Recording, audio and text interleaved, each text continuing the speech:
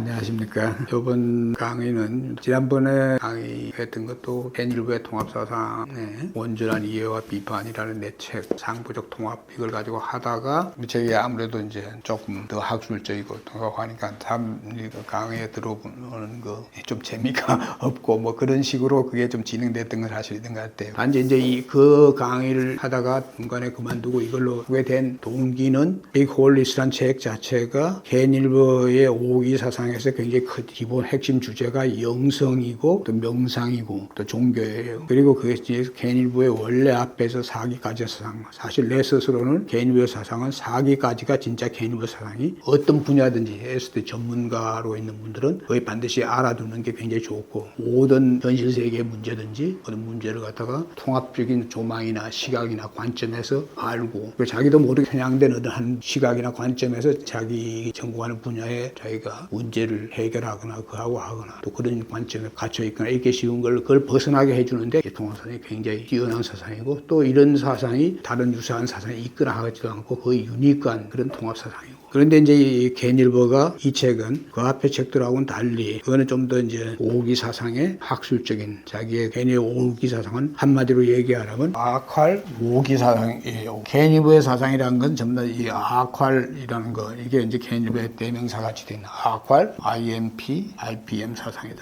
이렇게 얘기할 수 있는 거예요. 캔일부를 거한다는 게 통합을 이해한다는 건 아칼적으로 거한다 해서 캔일부가 어떤 분야의 어떤 문제든지 어떤 그거보다 이해할 때는 캔일부는 의식 연구자예요. 통합 의식 연구에서 이게 통합 철학, 실제로 하면 통합 의식 철학이에요. 통합 의식 심리학. 그러니까 여기에 대한 영성도 그렇고 명상도 그렇고 종교도 그렇고 전부 다 의식의 연구를 이게 캔일버의 핵심이라고 할 수 있어요. 캔일버 사상의 모든 책들이, 캔일버의 사상이 캔일버 책이 20권이 넘는 주요 서적들이 한 20권 정도 되지만, 그런데 이제 그 모든 것의 이게 핵심이 의식이에요. 여러분 지금 빅 홀리스도 마찬가지로 다 의식, 그리고 그걸 또 뭐 의식의 스펙트럼이다. 이런 것도 캔일버가 처음 쓴 용어지만, 그냥 캔일버 사상은 또 이걸 다른 말로 하면 앞에 캔일버 사상은 이런 의식의 연구인데 뭐에 바탕을 두고 있냐면 이게 서양의 서구의 발달 진화적인, 그 다음에 이 절대관념론, 이것이 캔일버의 의식 연구의 가장 바탕이 되는 거고,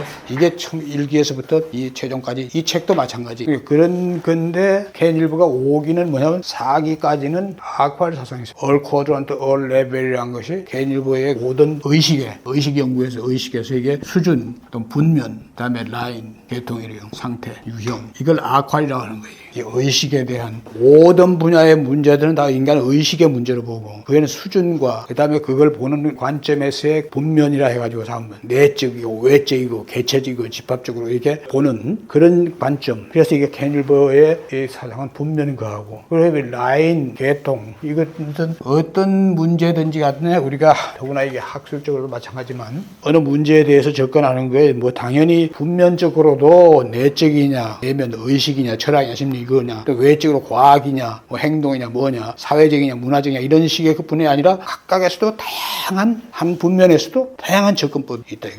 계통이나 라인이 그 문제를 해요. 그거는 우리가 상식적으로 어느 분야의 전문가를 다 알고 있는 거예요. 그런데 캔일버는 이제 그것을 체계적으로 통합적으로 다양한 발달 라인이나 계통을 갖다가 어떤 분야의 어떤 문제를 구하더라도 그게 철학의 문제든지 심리의 문제든지 영성의 문제 그걸 다 고려해야 된다 이런 거고, 그 다음에 이게 상태에 대한 건 캔일버는 주로 의식의 상태를 주로 많이 얘기하고 있는 거예요. 그러니까 상태란 것도 그 문제 상태도 그 있는 건데, 캔일버가 이제 이론적으로 해서 의식의 상태죠. 유형이란 건 어떤 문제든지 그 문제가 갖고 있는 특성, 이런 것이 다 유형이 다 다르다 이거예요. 의식과 관련해서도 마찬가지고. 그래서 캔일버는 그 사람 한번 얘기하면 이런. 그런데 여기에서 이제 5기에서는 디그랄 메소돌로지컬 플루럴리즘이다. 캔일버가 90년대까지의 90년대 중반까지 4기 사상에서 2000년 넘어오면서 이제 캔일버 사상에 굉장히 각광을 받고 또 주목을 받았던 때가 언제냐면 포스트 모던 시대예요. 캔일버의 포스트 모던이 굉장히 그랬을 때가 서양에서 한 게 60, 80년대까지. 그때는 뭐냐면 다 이게 프랑스의 그 포스트 모던 사상가들, 포스트 구조주의에서부터 해체주의에서 여러 엄청난 프랑스의 포스트 모던 사상가 철학자들 영향으로 20세기는 포스트 모던 시대가 됐다. 모든 전통적인 구조적인 걸 다 해체시키면서 그러니까 그 시대에 이렇게 공부를 하는 사람들은 뭐 어느 게 진짜 이게 진리고 우리가 뭘 해야 되는지 이거 다 다르게 얘기하고 이런 게 그때 포스트 모던 사상이니까 전부 다 우리가 소위 말하는 전통 지혜라고 하는 거, 또 철학도 전통적인 주류의 철학, 이것만의 어떤 걸 그하는 게 아니고 다양한, 이게 다 상대적이고 상대주의적이고 다 맥락주의적이고 해체시키고 그럴 때 이 케인일보 사상이 나왔다는 게 이게 굉장히 그때 큰 그것이에요. 그래서 케인일보 사상이 굉장히 그 주목을 받고 굉장히 그랬던 게 오히려 80년대 케인일보 사상의 사기 사상이라는 게 아쿠알 사상, 지금 이거를 완성한 것이 90년대 중반이에요. 케인일보의 성생태 영성이라는 책, 이게 우리나라 이제 번역이 됐죠. 이게 아쿠알 사상의 성생태 영성, 섹스, 에컬로지,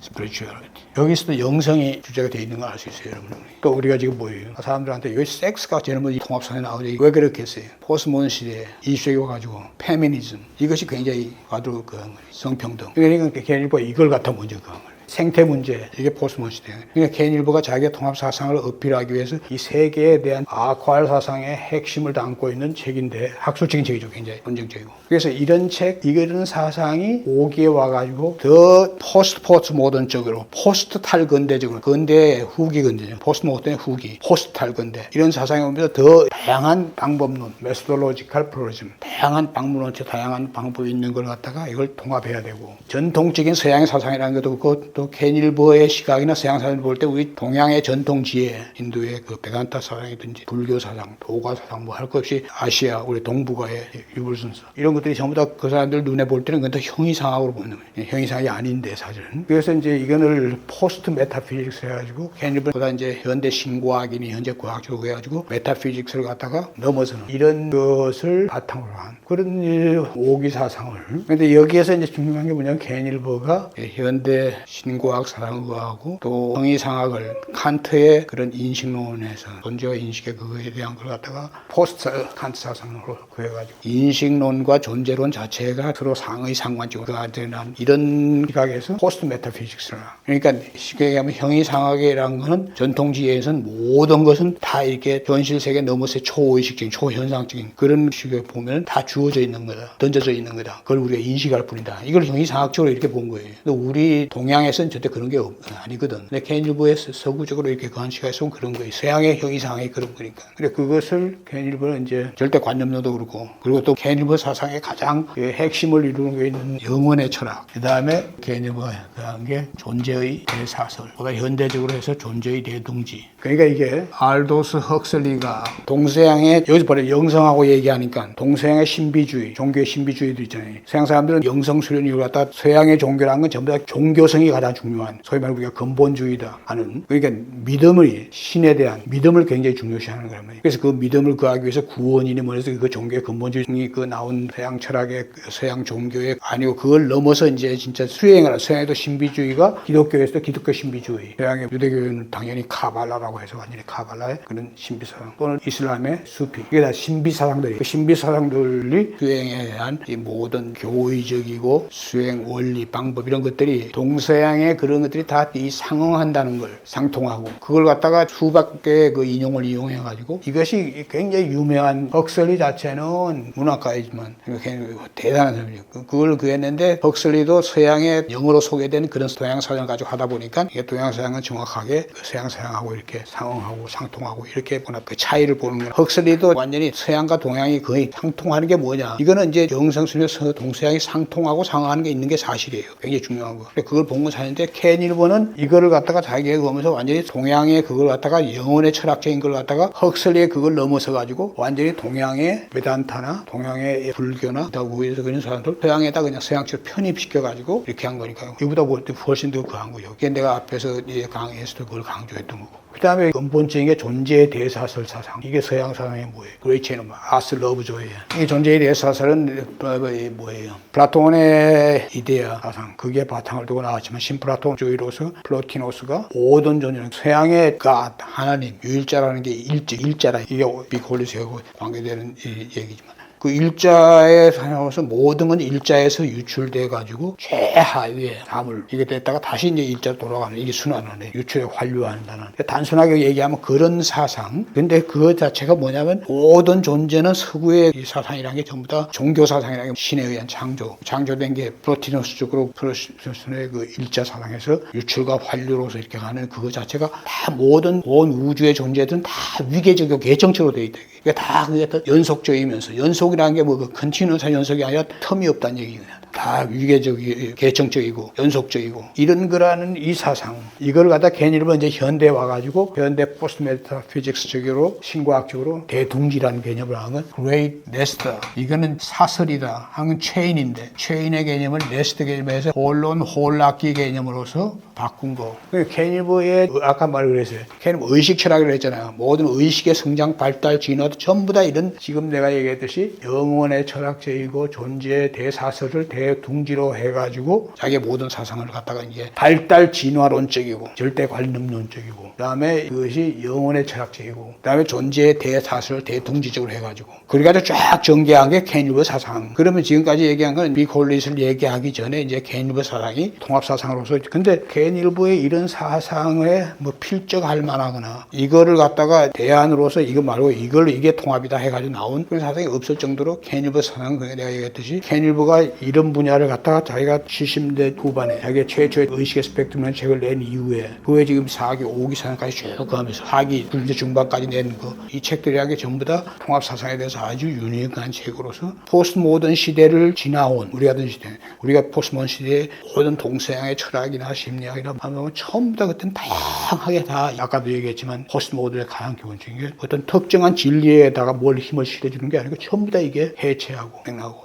이런 시대였단 말이에요. 나 같은 사람도 동서양에 대한 여러 내가 철학이나 심리학이나 종교나 관심이 아니라 젊을 때부터 그 얘기 때문에 이게 다 진짜 맞다. 이런 식의 얘기가 있는 거지 통합적인 관점에서 그런 사상이 없을 때 이게 다 나왔다 이거예요. 내가 얘기했지만 그래서 포스트 모던 시대 때에 그때 케닐버의 그 통합 사상의 관념은 굉장히 컸어요. 그런데 이제 여러분이 알아야 되는 건 케닐버의 역설적으로 5기로 오면은 포스트 모던이 아니에요. 포스트 발근대이고 이게 다시 이제 신근대주의적이고 이런 사상으로서 되고 시대 자체도 포스트 모던 90년대 중반까지 뭐 있다. 이게 뭐 2000년대 오면서 뉴밀레니엄 자체가 이제 시대가 디지털 시대이면서 모든 게 이게 SNS, AI, 양자 뭐 이런 게 키워드가 될 정도로 되는 그 자체가 포스트 모던에서 이렇게 되면서 다시 어떻게 주냐면 융합과 융복합의 시대가 돼요.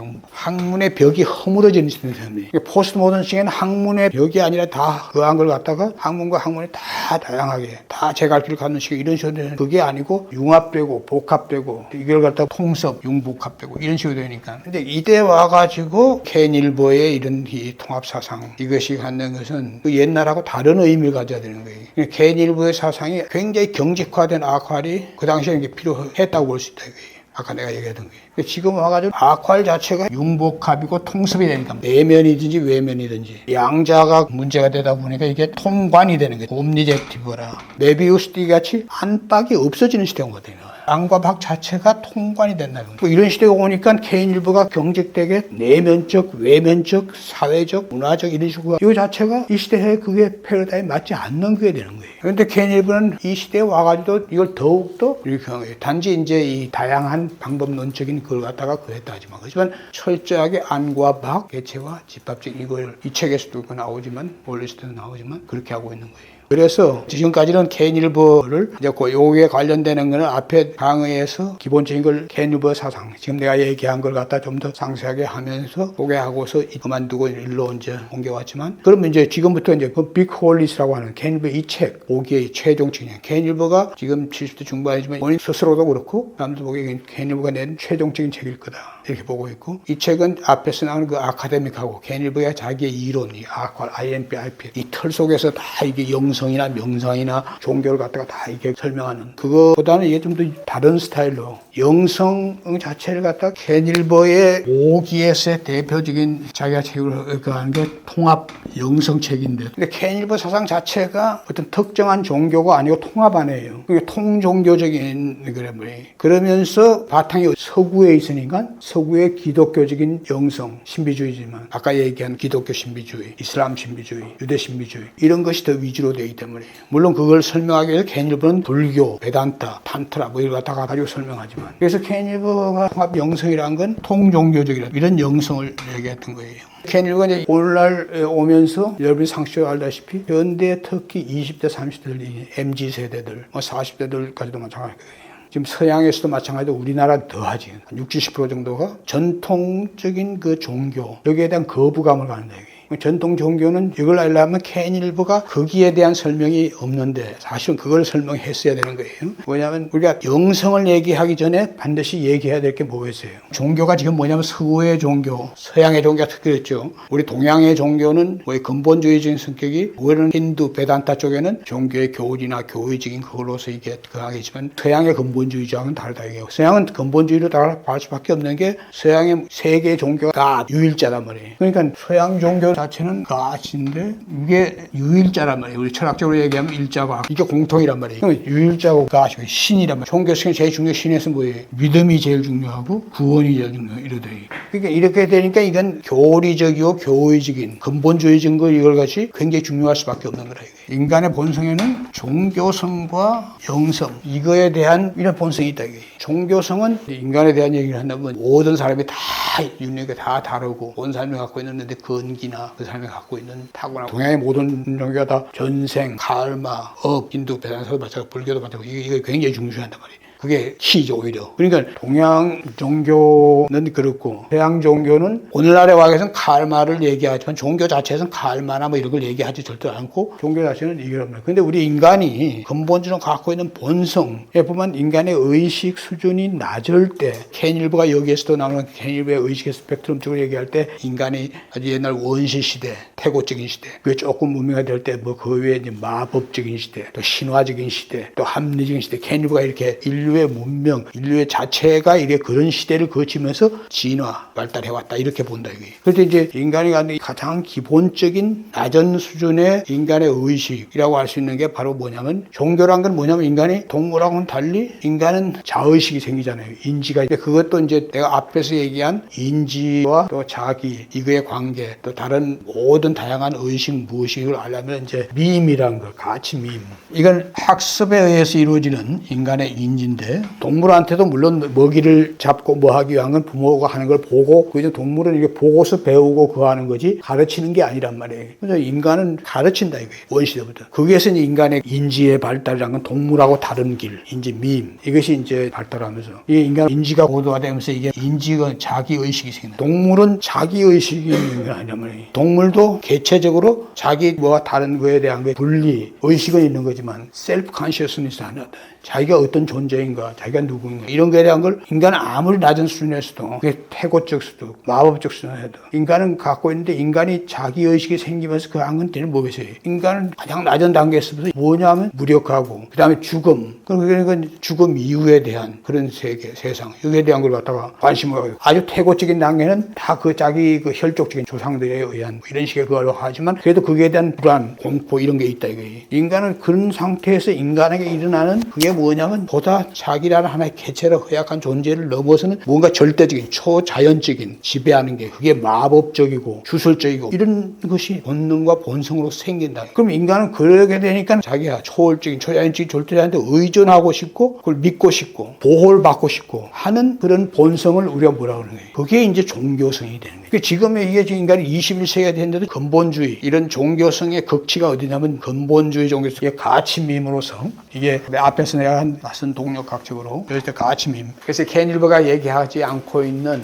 여러분이 거의 상식적으로 생각해도 인간에겐 바로 아무리 원시시대도 초자연적인 인간 정령이니 영이니 조상령이니 이런 데 의존하고 보호를 받고 싶은 본능 그러니까 신적인 거 이거에 대한 게 벌써 우리 원시시대 이때부터 이제 인간한테 있었던 거란 말이에요. 그러니까 인간이 조금 더 인지가 발달되고 점점 더 문화적인 삶을 갖게 되면서 인간은 뭔가 절대적인 힘을 가진 그런 신 또 그 종교의 창시자들이란 게 전부 다 뭐냐면 예수도 서양 종교의 가장 대표적인 게 기독교 아니에요. 캐톨릭과 개신교 합쳐가지고 기독교예요. 예수 아니에요. 그러니까 그때 그 시대에 따른 제자들 또 그 앞에 유대에서의 구약 그래서 다 그 안에 하느님, 야훼 이거에서 약속된 것들 그리고 그 언젠가는 그게 다 인간의 구약에 그게 다 투사된 거예요.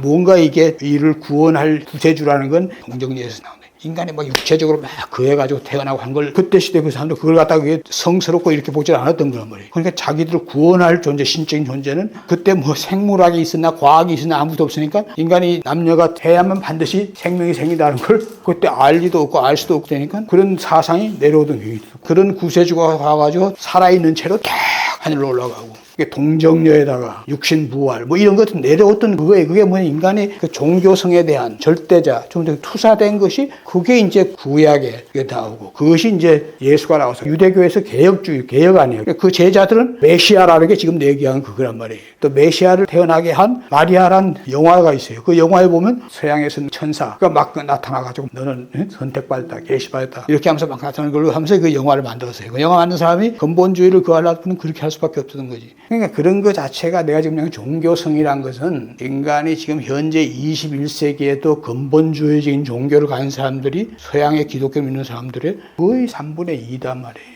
3분의 1이 그걸 넘어서는 거지. 그럼 이 얘기를 왜 한 거겠어요? 영성은, 종교성이라는 게 영성의 아주 원초적인, 원시적인 걸로 해가지고 영성 지능, spiritual intelligence, 그걸로서 이렇게 설명을 또 할 수 있어요. 절대자의 귀여야 하고. 근데 이제 실제로 이제 근본주의를 넘어서는, 그게 이제 우리 아까 바라트 아담스, 다섯 동력학자로 하면 인섭적인 단계, 종교적이나 정신학. 여기 때는 이제 종교도 그렇고, 그거 보수다. 그러니까 이게 근본주의 정치란 말이에요. 종교는 근본주의 종교. 기독교가 가장 대표적인 거죠.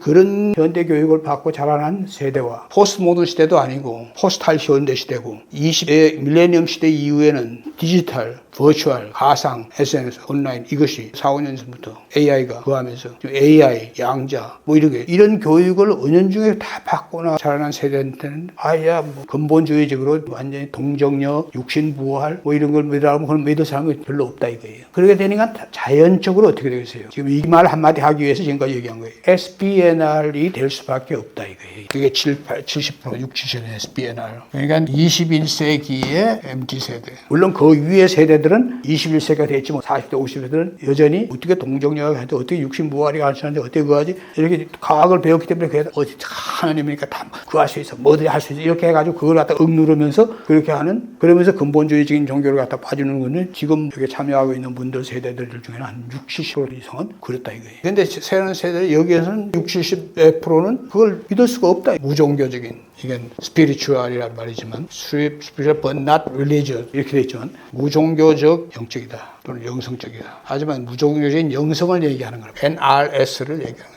Non-religious spirituality. 이게 가장 자연스러운 인간의 인지와 인식, 근데 과학적인 인식으로 이렇게 올 수밖에 없다 이게. 그러니까 전통적인 종교성의 위주의 그런 것을 넘어서는 게 60, 70%가 지금 젊은 세대는 다 그렇게 된다 이게. 그래서 케닐버가 자기 앞에서 그거다 특히 이런 부종교적인 영성 이거에 대한 것이 자기의 최종적인 책으로서 낸 게 바로 이게 빅 홀리스라고. 지금 빅 홀리스가 왜 그게 되고 의미를 갖는 걸 내가 얘기한 거죠. 이건 부종교적인 빅 홀리스에 대한 얘기를 본격적으로 얘기해보자. 감사합니다.